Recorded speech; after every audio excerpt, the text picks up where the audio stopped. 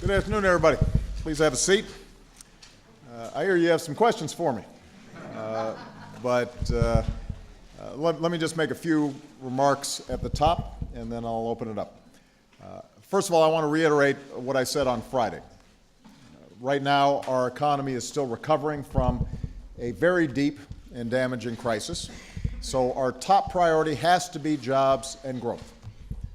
We've got to build on the progress that we've made, because this nation succeeds when we've got a growing, thriving middle class. And that's the idea at the core of the plan that I talked about on the campaign trail over the last year. Rewarding manufacturers and small businesses that create jobs here, not overseas. Providing more Americans the chance to earn the skills that businesses are looking for right now. Keeping this country at the forefront of research, technology, and clean energy. Putting people back to work, rebuilding our roads, our bridges, and our schools, and reducing our deficit in a balanced and responsible way. Now, on this last item, we face a very clear deadline that requires us to make some big decisions on jobs, taxes, and deficits by the end of the year. Both parties voted to set this deadline, and I believe that both parties can work together to make these decisions in a balanced and responsible way. Yesterday, I had a chance to meet with labor and civic leaders for their input. Today, I'm meeting with CEOs of some of America's largest companies, and I'll meet with leaders of both parties of Congress before the week is out, because there's only one way to solve these challenges, and that is to do it together. As I've said before, I'm open to compromise and I'm open to new ideas. And I've been encouraged over the past week to hear Republican after Republican agree on the need for more revenue from the wealthiest Americans as part of our arithmetic if we're going to be serious about reducing the deficit. Because when it comes to taxes, there are two pathways available. Option one, if Congress fails to act by the end of this year, everybody's taxes will automatically go up, including the 98% of Americans who make less than $250,000 a year, and the 97% of small businesses who earn less than $250,000 a year. That doesn't make sense. Our economy can't afford that right now. Certainly no middle-class family can afford that right now. And nobody in either party says that they want it to happen. The other option is to pass a law right now that would prevent any tax hike whatsoever on the first $250,000 of everybody's income. And by the way, that means every American, including the wealthiest Americans, get a tax cut. It means that 98% of all Americans and 97% of all small businesses won't see their taxes go up a single dime. The Senate has already passed a law like this. Democrats in the House are ready to pass a law like this. And I hope Republicans in the House come on board too. We should not hold the middle class hostage while we debate tax cuts for the wealthy. We should at least do what we agree on, and that's to keep middle class taxes low. And I'll bring everyone in to sign it right away so we can give folks some certainty before the holiday season. Now, I won't pretend that figuring out everything else will be easy, but I'm confident we can do it, and I know we have to. I know that that's what the American people want us to do. That was the very clear message from the election last week, and that was the message of a letter that I received over the weekend. It came from a man in Tennessee who began by writing that he didn't vote for me, which is okay. But what he said was, even though he didn't give me his vote, he's giving me his support to move this country forward. And he said the same to his Republican representatives in Washington. He said that he'll back each of us, regardless of party, as long as we work together to make life better for all of us. And he made it clear that if we don't make enough progress, he'll be back in touch. So my hope, he wrote, is that we can make progress in light of personal and party principles, special interest groups, and years of business as usual. We've got to work together and put our differences aside. I couldn't say it better myself. That's precisely what I intend to do. And with that, let me open it up for your questions. And I'm going to start off with Ben Feller of AP.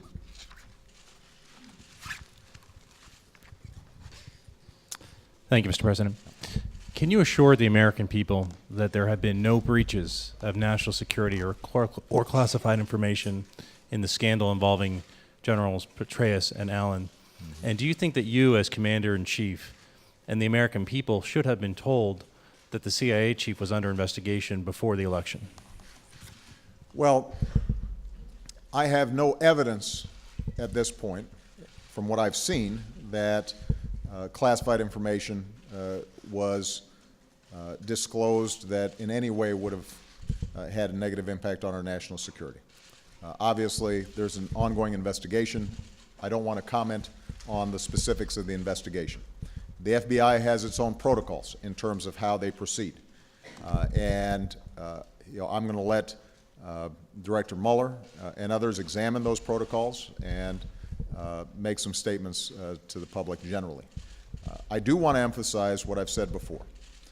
General Petraeus had an extraordinary career. He served this country with great distinction in Iraq, in Afghanistan, and as head of the CIA.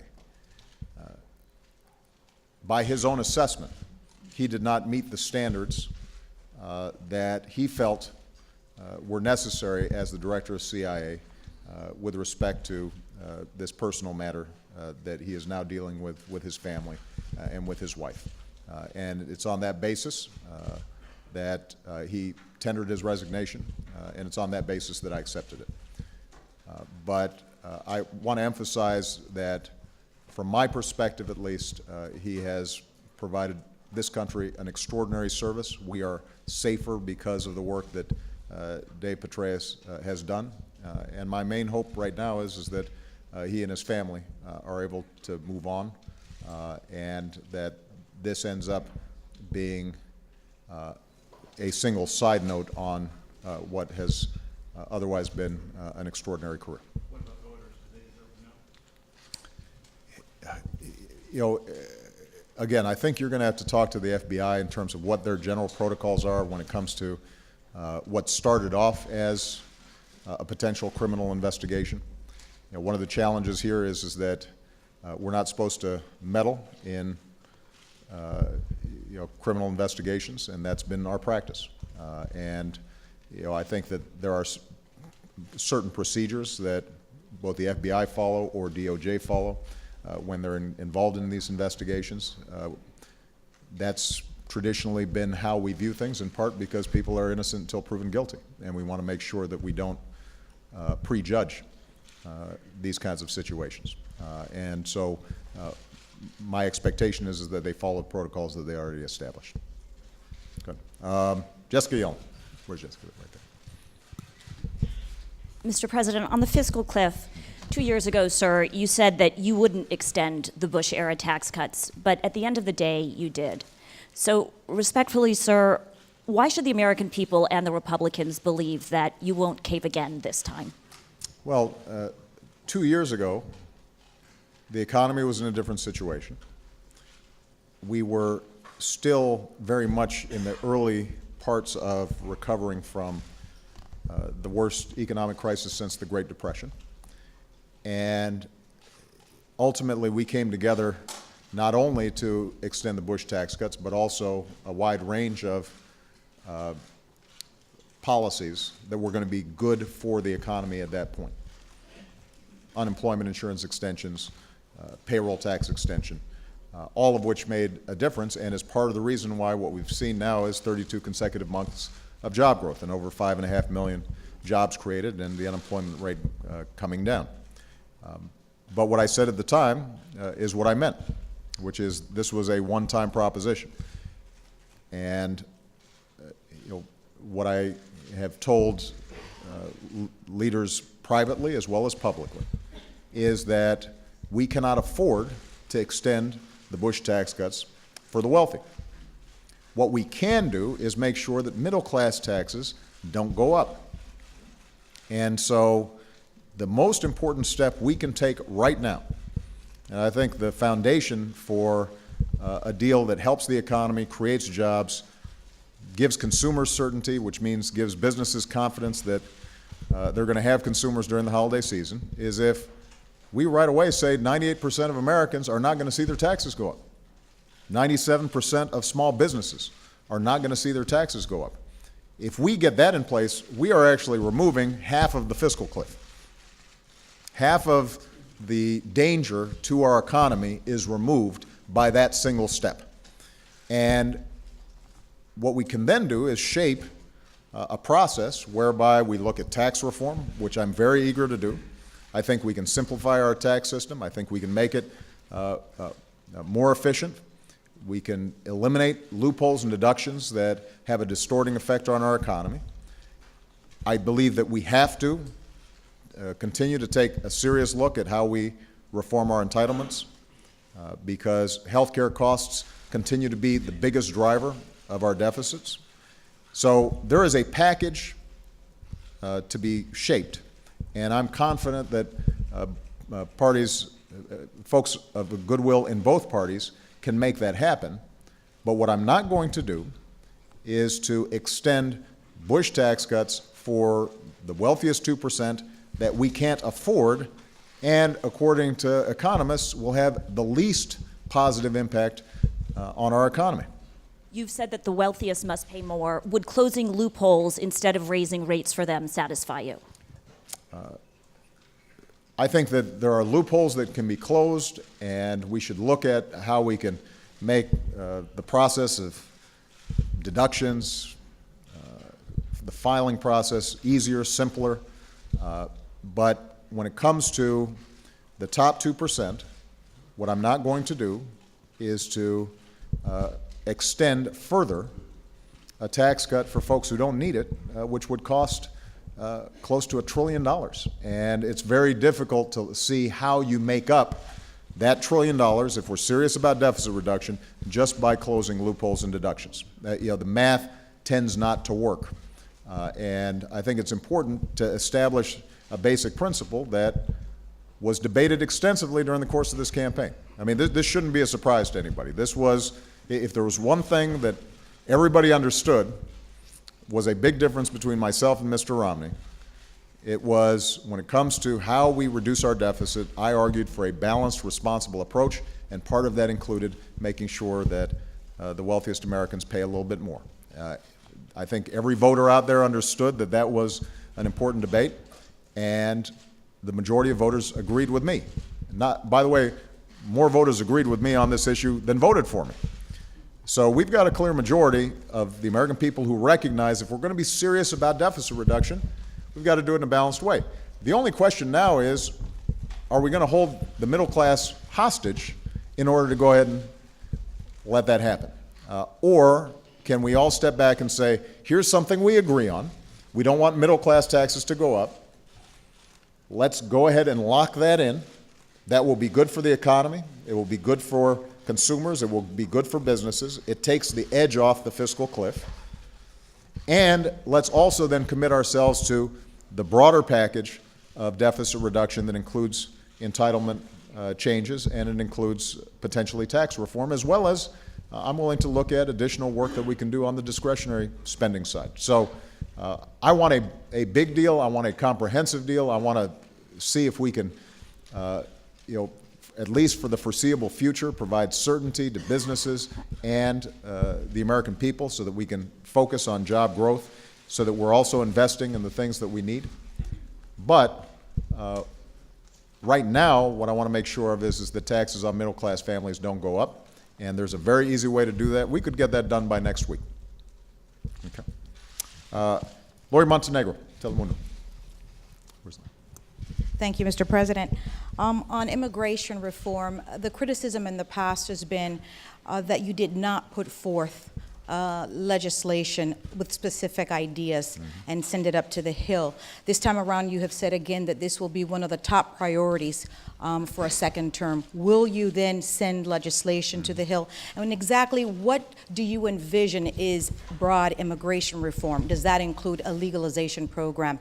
And also, what lessons, if any, did Democrats learn from this last election and the Latino vote?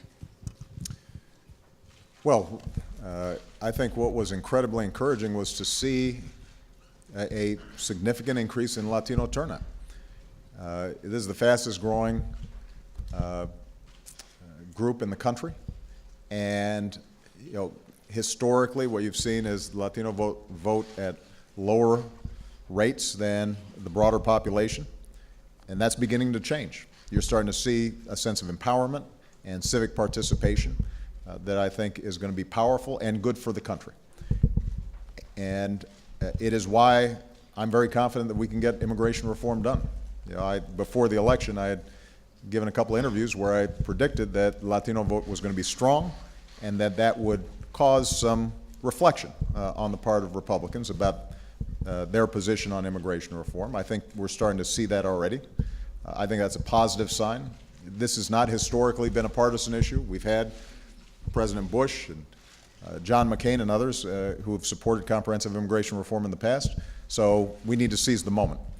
And my expectation is that we get a bill introduced and we begin the process in Congress very soon after my inauguration. And in fact, some conversations I think are already beginning to take place among senators and congressmen and my staff about what would this look like.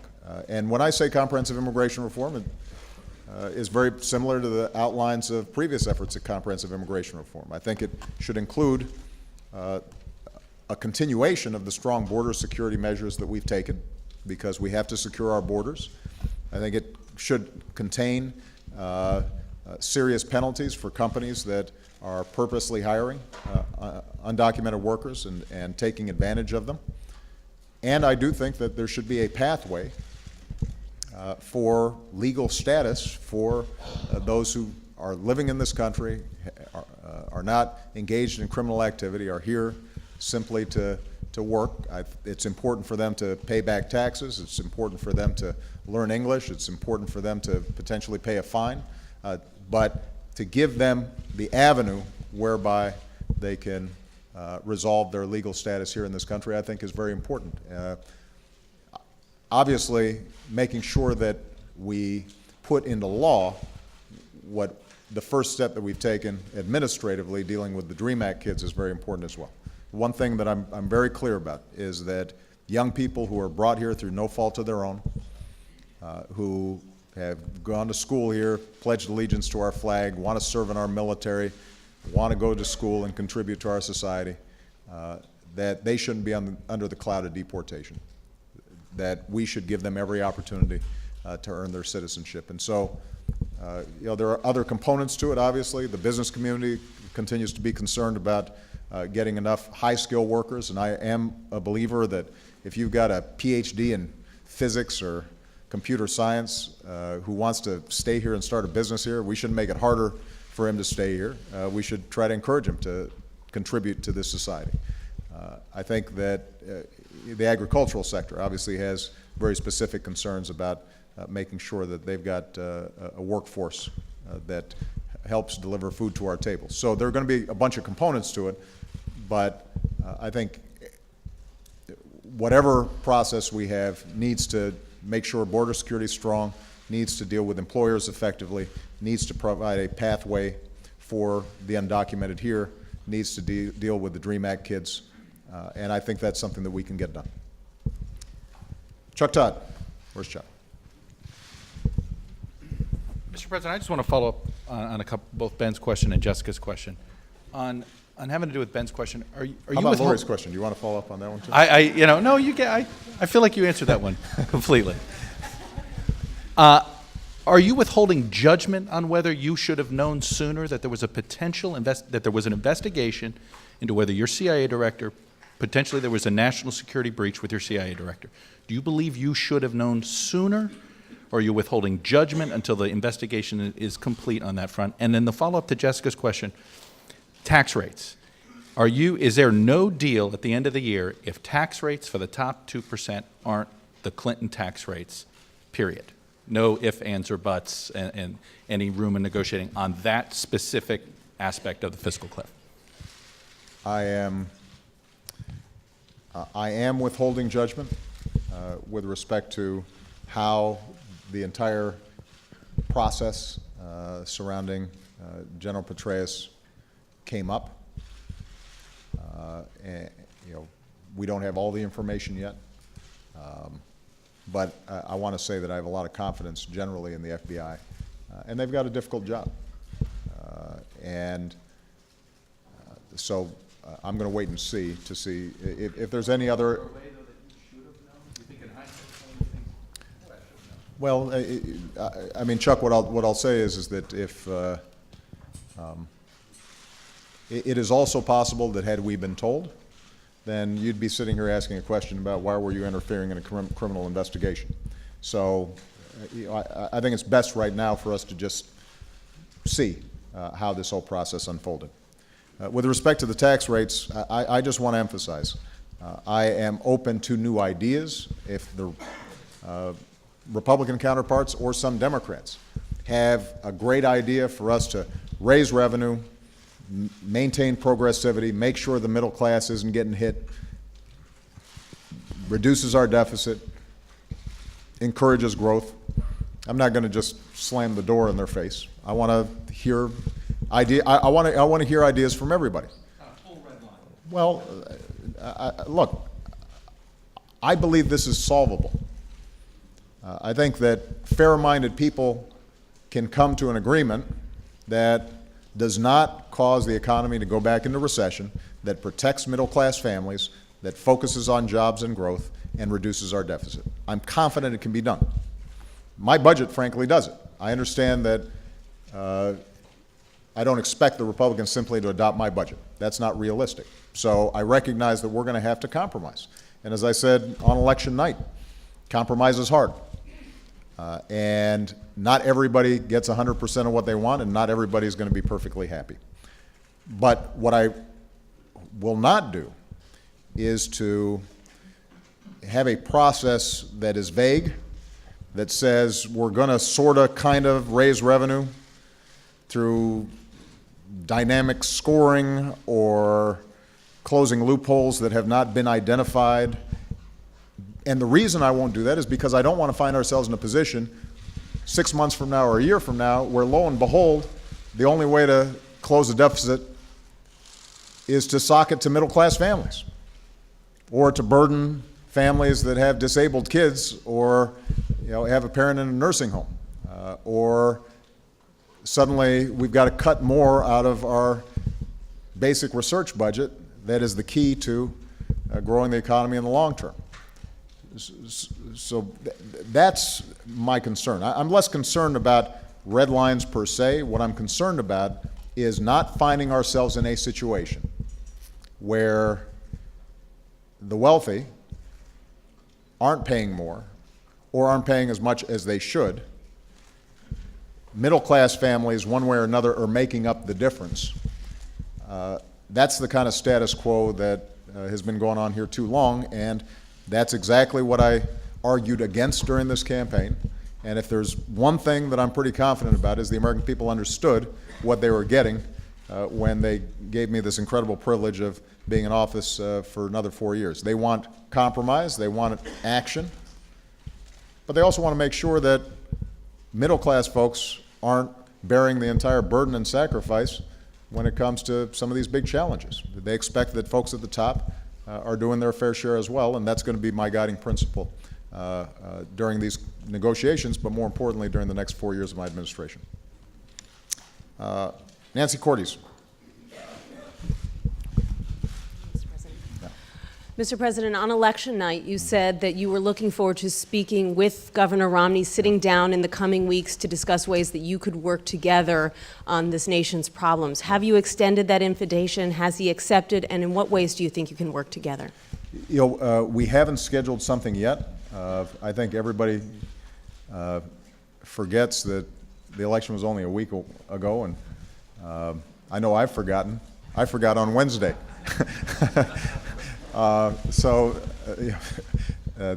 think everybody needs to catch their breath. I'm sure that Governor Romney is spending some time with his family. And my hope is before the end of the year, though, that we have a chance to sit down and talk. There are certain aspects of Governor Romney's record and his ideas that I think could be very helpful. To give you one example, I do think he did a terrific job running the Olympics. And that skill set of trying to figure out how do we make something work better applies to the federal government. There are a lot of ideas that I don't think are partisan ideas, but are just smart ideas about how can we make the federal government more customer friendly, how can we make sure that we're consolidating programs that are duplicative, how can we eliminate additional waste. He presented some ideas during the course of the campaign that I actually agree with, and so it'd be interesting to talk to him about something like that. There may be ideas that he has with respect to jobs and growth that can help middle-class families that I want to hear. So, I'm not either prejudging what he's interested in doing, nor am I suggesting I've got some specific assignment. But what I want to do is to get ideas from him and see if there's some ways that we can potentially work together. When it comes to your relationships with Congress, one of the most frequent criticisms we've heard over the past few years from members on both sides is that you haven't done enough to reach out and build relationships. Are there concrete ways that you plan to approach your relationships with Congress in a second term? Look, I think there's no doubt that I can always do better. And so I will examine ways that I can make sure to communicate my desire to work with everybody, so long as it's advancing the cause of strengthening our middle class and improving our economy. I've got a lot of good relationships with folks both in the House and the Senate. I have a lot of relationships on both sides of the aisle. It hasn't always manifested itself in the kind of agreements that I'd like to see between Democrats and Republicans. And so I think all of us have responsibilities to see if there are things that we can improve on. And I don't exempt myself from needing to do some self-reflection and see if I can improve our working relationship. There are probably going to be still some very sharp differences. And as I said during the campaign, there are going to be times where there are fights, and I think those are fights that need to be had. But what I think the American people don't want to see is a focus on the next election instead of a focus on them. And I don't have another election. And Michelle and I were talking last night about what an incredible honor and privilege it is to be put in this position. And there are people all across this country, millions of folks, who worked so hard to help us get elected, but there are also millions of people who may not have voted for us, but are also counting on us. And we take that responsibility very seriously. I take that responsibility very seriously. And I hope and intend to be an even better president in the second term than I was in the first.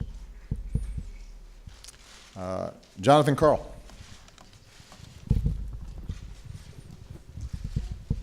Thank you, Mr. President. Senator John McCain and Senator Lindsey Graham both said today that they want to have Watergate-style hearings on the attack on the U.S. consulate in Benghazi, and said that if you nominate Susan Rice to be Secretary of State, they will do everything in their power to block her nomination. As Senator Graham said, he simply doesn't trust Ambassador Rice after what she said about Benghazi.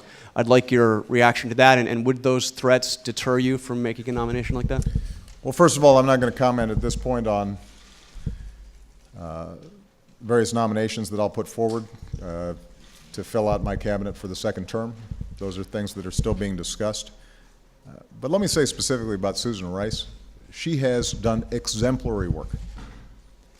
She has represented the United States and our interests in the United Nations with skill and professionalism and toughness and grace.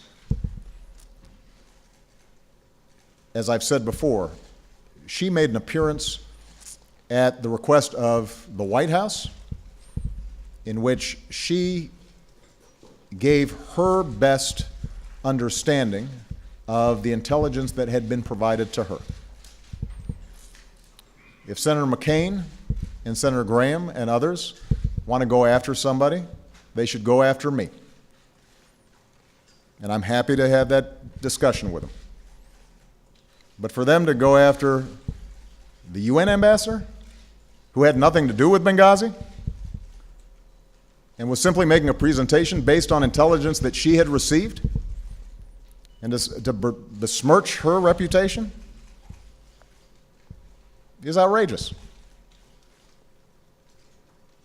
And, you know, we're after an election now. I think it is important for us to find out exactly what happened in Benghazi, and I'm happy to cooperate in any ways that Congress wants. We have provided every bit of information that we have, and we will continue to provide information, and we've got a full-blown investigation, and all that information will be disgorged to Congress. And I don't think there's any debate in this country that when you have 4 Americans killed, that's a problem. And we've got to get to the bottom of it, and there needs to be accountability.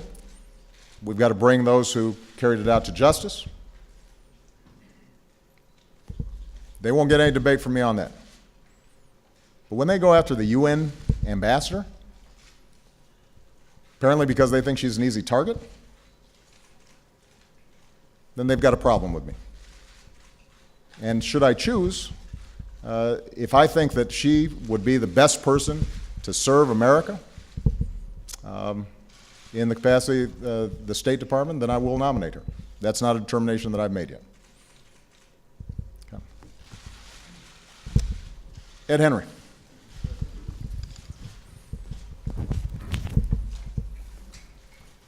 I want to take Chuck's lead and just ask a very small follow-up, which is whether you feel you have a mandate, not just on taxes, but on a range of issues because of your decisive victory. But I want to stay on Benghazi based on what John asked, because you said if they want to come after me, come after me. I wanted to ask about the families of these 4 Americans who were killed. Sean Smith's father, Ray, said he believes his son basically called 911 for help, and they didn't get it. And I know you've said you grieve for these 4 Americans, that it's being investigated, but the families have been waiting for more than 2 months. So I would like for you to address the families if you can. On 9/11, as Commander-in-Chief, did you issue any orders to try to protect their lives? Ed, I'll address the families not through the press. I'll address the families directly, as I already have. And we will provide all the information that is available about what happened on that day. That's what the investigation's for. But as I said repeatedly, if people don't think that we did everything we can to make sure that we saved the lives of folks who I sent there and who were carrying out missions on behalf of the United States, then you don't know how our Defense Department thinks, or our State Department thinks, or our CIA thinks. Their number 1 priority is obviously to protect American lives. That's what our job is. Now, Ed, I will put forward every bit of information that we have. I can tell you that immediately upon finding out that our folks were in danger, that my orders to my national security team were do whatever we need to do to make sure they're safe. And that's the same order that I would give any time that I see Americans are in danger, whether they're civilian or military, because that's our number 1 priority. Okay. With respect to the issue of mandate, I've got one mandate. I've got a mandate to help middle-class families and families that are working hard to try to get in the middle class. That's my mandate. That's what the American people said. They said, work really hard to help us. Don't worry about the politics of it. Don't worry about the party interests. Don't worry about the special interests. Just work really hard to see if you can help us get ahead, because we're working really hard out here and we're still struggling, a lot of us. That's my mandate. I don't presume that because I won an election that everybody suddenly agrees with me on everything. I'm more than familiar with all the literature about presidential overreach in second terms. We are very cautious about that. On the other hand, I didn't get reelected just to bask in reelection. I got elected to do work on behalf of American families and small businesses all across the country who are still recovering from a really bad recession, but are hopeful about the future. And I am too. The one thing that I said during the campaign that maybe sounds like a bunch of campaign rhetoric, but now that the campaign's over, I'm going to repeat it, and hopefully you guys will really believe me. When you travel around the country, you are inspired by the grit and resilience and hard work and decency of the American people. And it just makes you want to work harder. You know, you meet families who are, have overcome really tough odds and somehow are making it and sending their kids to college, and you meet young people who are doing incredible work in disadvantaged communities because they believe in the American ideal, and it should be available for everybody. And you meet farmers who are helping each other during times of drought, and you meet businesses that kept their doors open during the recession even though the owner didn't have to take a salary. And when you talk to these folks, you say to yourself, man, they deserve a better government than they've been getting. They deserve all of us here in Washington to be thinking every single day, how can I make things a little better for them? Which isn't to say that everything we do is going to be perfect, or that there aren't just going to be some big, tough challenges that we have to grapple with. But I do know that federal government can make a difference. We're seeing it right now on the Jersey coast and in New York. People are still going through a really tough time. The response hasn't been perfect, but it's been aggressive and strong and fast and robust, and a lot of people have been helped because of it. And that's a pretty good metaphor for how I want the federal government to operate generally, and I'm going to do everything I can to make sure it does. Christy Parson. Hey. Thank you, Mr. President, and congratulations, by the Thanks. way. One quick Christy follow-up. was there when I was running for state senate. That's so right, I was. Christy and I go back a ways. I've never seen you lose. That's- I wasn't looking that one time. There you go. One quick follow-up, and then I want to ask you about Iran. I just want to make sure I understood what you said. Can you envision any scenario in which we do go off the fiscal cliff at the end of the year? And on Iran, are you preparing a final diplomatic push here to resolve the nuclear program issue, and are we headed toward one-on-one talks? Well, obviously, we can all imagine a scenario where we go off the fiscal cliff. If despite the election, if despite the dangers of going over the fiscal cliff and what that means for our economy, that there's too much stubbornness in Congress that we can't even agree on giving middle-class families a tax cut, then middle-class families are all going to end up having a big tax hike. And that's going to be a pretty rude shock for them, and I suspect will have a big impact on the holiday shopping season, which in turn will have an impact on business planning and hiring, and we can go back into a recession. It would be a bad thing.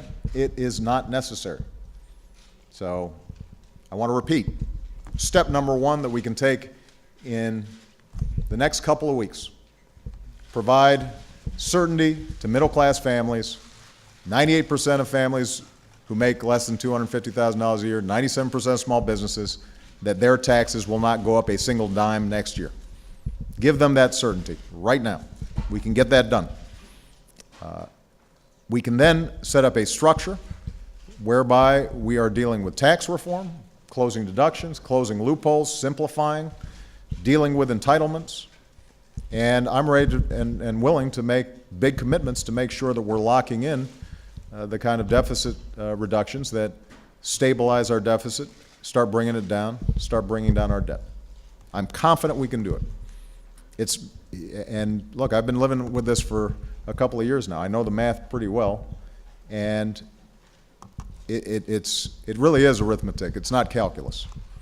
There are some tough things that have to be done, but there's a way of doing this that does not hurt middle-class families, that does not hurt our seniors, doesn't hurt families with disabled kids, allows us to continue to invest in those things that make us grow, like basic research and education, helping young people afford going to college. As we've already heard from some Republican commentators, a modest tax increase on the wealthy is not going to break their backs. They'll still be wealthy, and it will not impinge on business investment. So we know how to do this. This is just a matter of whether or not we come together and go ahead and say, Democrats and Republicans, we're both going to hold hands and do what's right for the American people. And I hope that's what happens. With respect to Iran, I very much want to see a diplomatic resolution to the problem. I was very clear before the campaign, I was clear during the campaign, and I'm now clear after the campaign. We're not going to let Iran get a nuclear weapon. But I think there is still a window of time for us to resolve this diplomatically. We've imposed the toughest sanctions in history. It is having an impact on Iran's economy. There should be a way in which they can enjoy peaceful nuclear power while still meeting their international obligations and providing clear assurances to the international community that they're not pursuing a nuclear weapon.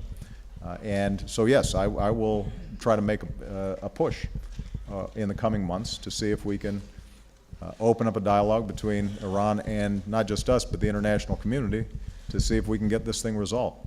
I can't promise that Iran will walk through the door that they need to walk through, but that would be very much the preferable option. And under what circumstances would one-on-one conversation take place? I won't talk about the details of negotiations, but I think it's fair to say that we want to get this resolved, and we're not going to be constrained by diplomatic niceties or protocols. If Iran is serious about wanting to resolve this, they'll be in a position to resolve it. At one point, just prior to the election, there was talk that talks might be imminent. That was not true, and it's not true as of today. Okay? Just going to knock through a couple others. Mark Landers. Where's Mark? There he is, right in front of him. Thank you, Mr. President.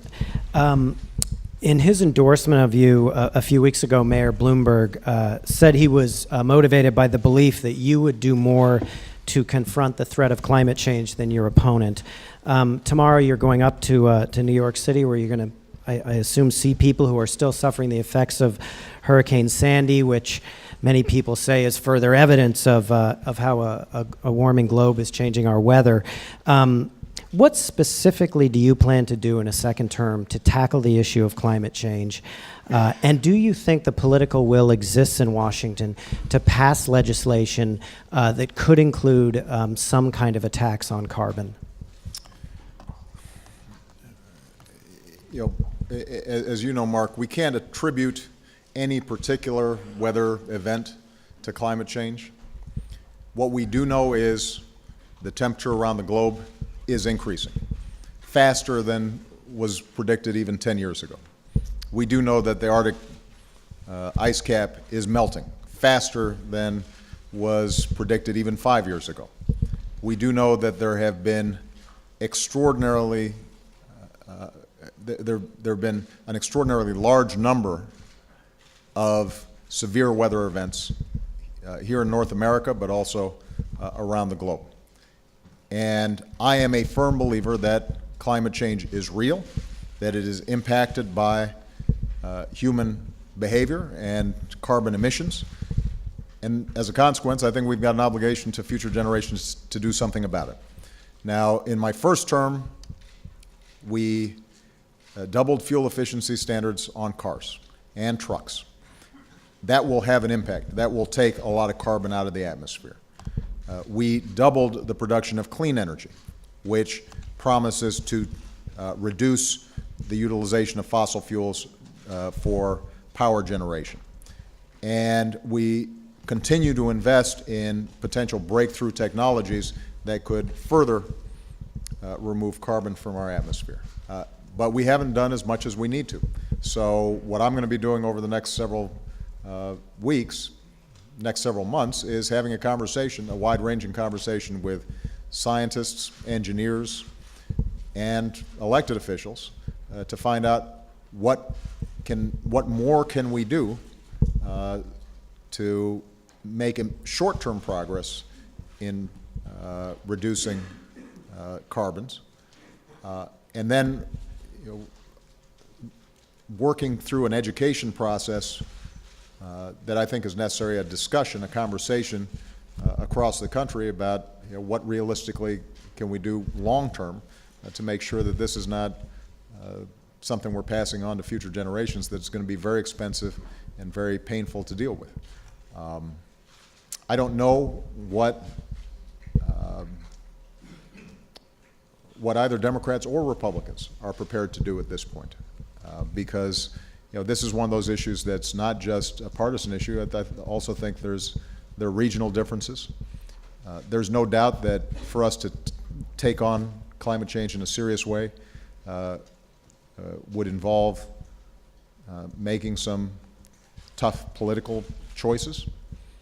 And understandably, I think the American people right now have been so focused and will continue to be focused on our economy and jobs and growth that if the message is somehow we're going to ignore jobs and growth simply to address climate change, I don't think anybody's going to go for that.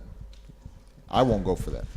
If, on the other hand, we can shape an agenda that says we can create jobs, advance growth, and make a serious dent in climate change and be an international leader, I think that's something that the American people would support. So, you can expect that you'll hear more from me in the coming months and years about how we can shape an agenda that garners bipartisan support and helps moves this agenda forward. It sounds like you're saying, though, in the current environment, we're probably still short of a consensus on some kind of attack. That I'm pretty certain of. And look, we're still trying to debate whether we can just make sure that middle-class families don't get a tax hike. Let's see if we can resolve that. That should be easy. This one's hard, but it's important because one of the things that we don't always factor in are the costs involved in these natural disasters. We just put them off as something that's unconnected to our behavior right now, and I think what, based on the evidence we're seeing, is that what we do now is going to have an impact and a cost down the road if we don't do something about it. All right, last question. Mark Felsenthal. Where's Mark? Thank you. Mr. President, the Assad regime is engaged in a brutal crackdown on its people. France has recognized the opposition coalition. What would it take for the United States to do the same? And is there any point at which the United States would consider arming the rebels? I was one of the first leaders, I think, around the world to say Assad had to go in response to the incredible brutality that his government displayed in the face of what were initially peaceful protests. Obviously, the situation in Syria has deteriorated since then. We have been extensively engaged with the international community as well as regional powers to help the opposition. We've committed to hundreds of millions of dollars of humanitarian aid to help folks both inside of Syria and outside of Syria. We are constantly consulting with the opposition on how they can get organized so that they're not splintered and divided in the face of the onslaught from the Assad regime. We are in very close contact with countries like Turkey and Jordan that immediately border Syria and have an impact, and obviously Israel, which is having already grave concerns, as we do, about, for example, movements of chemical weapons that might occur in such a chaotic atmosphere. And that could have an impact not just within Syria, but on the region as a whole.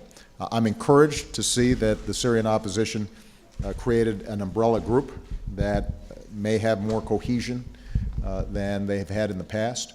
We're going to be talking to them. My envoys are going to be traveling to various meetings that are going to be taking place with the international community and the opposition.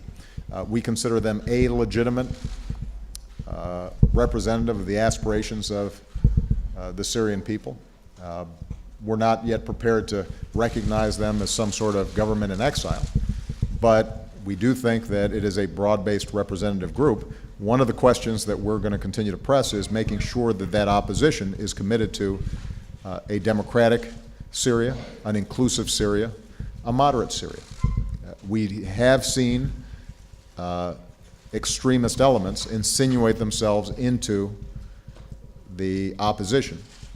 And one of the things that we have to be on guard about, particularly when we start talking about arming opposition figures, is that we're not indirectly putting arms in the hands of folks who would do Americans harm or do Israelis harm or otherwise engage in actions that are detrimental to our national security. So we're constantly probing and working on that issue.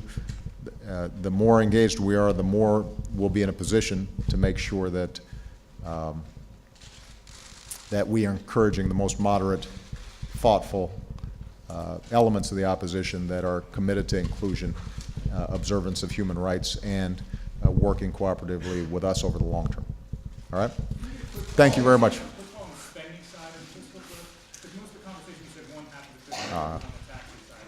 the spending, the 1.2 trillion trigger, is that something that you could see having a short-term postponement for? Because during the debate you said it's not going to happen.